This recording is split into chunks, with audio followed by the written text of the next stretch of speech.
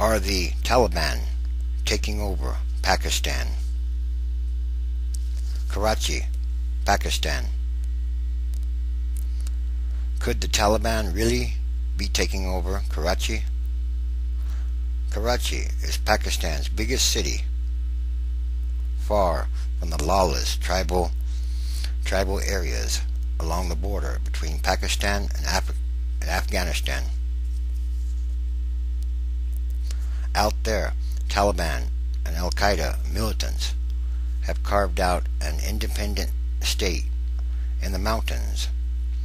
Militants have their own courts and even issue licenses to local businesses.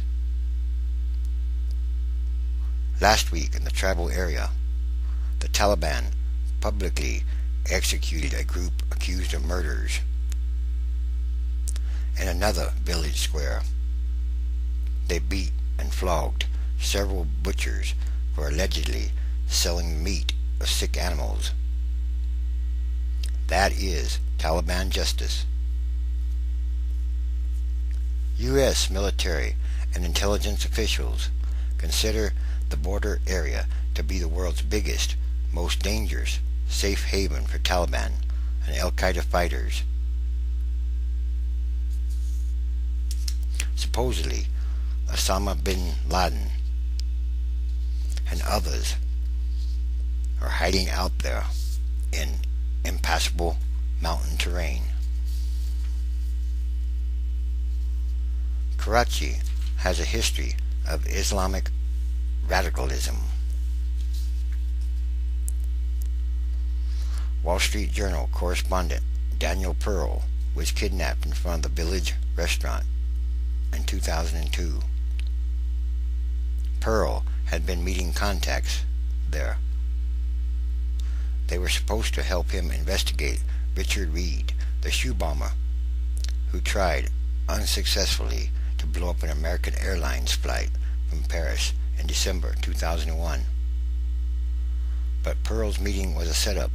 The contacts turned out to be fanatic militants who kidnapped and killed him.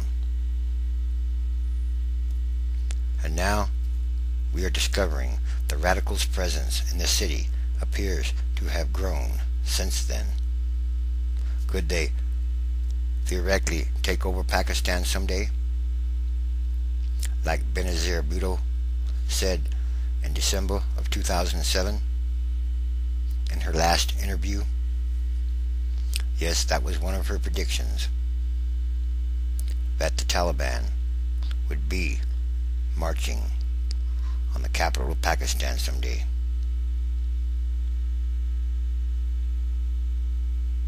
The majority of people in Karachi want no part of the Taliban. Karachi is Pakistan's cultural capital, the center of the nation's fashion, high-tech, and media industries. But that Karachi is under serious siege.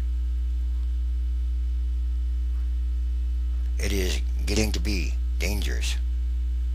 The Taliban have their checkpoints, bunkers, and snipers. At night they patrol, sometimes on horses. They are always coming out with their weapons and RPGs, intimidating people and scaring people. Radicals have been flooding into Karachi since this spring, moving in from the border region. The border region is now a war zone, under attack theoretically by the Pakistani military and by U.S. drones and Special Operations Forces (SOF) that carry out raids from bases in neighboring Afghanistan.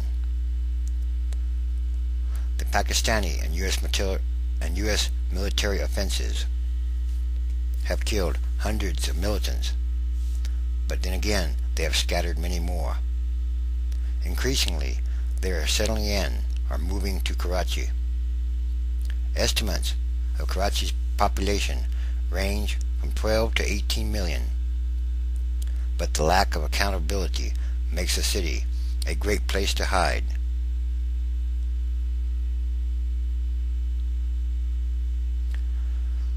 Many Pakistanis do not like the Taliban.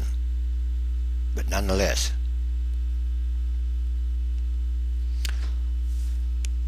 what do you think about the U.S. incursions? Many Pakistanis ask. This is creating some serious reactions. The Pakistanis do not like the Americans coming on to their sovereign soil or sovereign lands. God willing, we will fight them, said one teenager with a purple scar on his chin. They are the enemy, he said, and he launched into a long explanation of America's goal to take over Muslim lands and undermine Islam. We've heard the same speech from Cairo to Lebanon, Baghdad to Saudi Arabia. God bless the internet.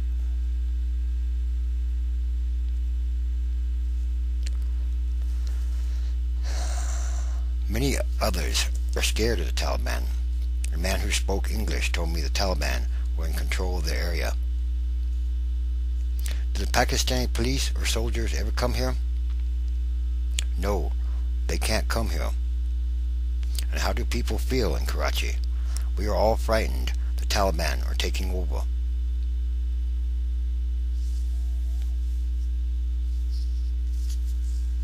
It's very sad.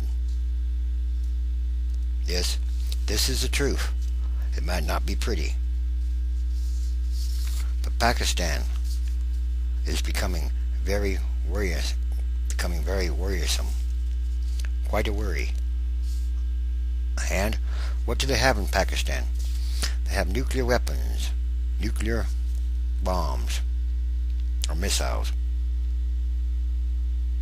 And this is not good as far as that is concerned. If the Taliban or Al-Qaeda do get a hold of one of these nuclear weapons, well, anybody could just guess what they might possibly do with them.